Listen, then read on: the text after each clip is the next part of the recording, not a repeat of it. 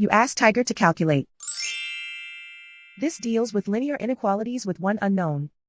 The final result is b equal or smaller than -2. Let's solve it step by step. Simplify the expression.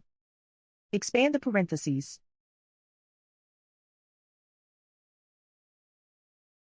Simplify the arithmetic.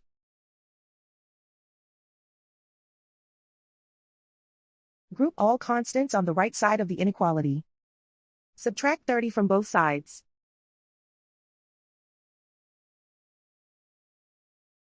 Simplify the arithmetic.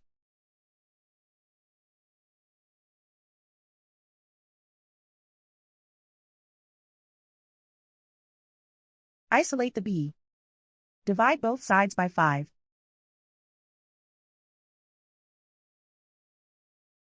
Simplify the fraction.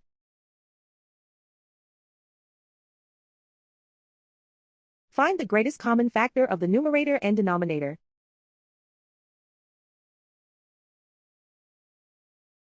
Factor out and cancel the greatest common factor.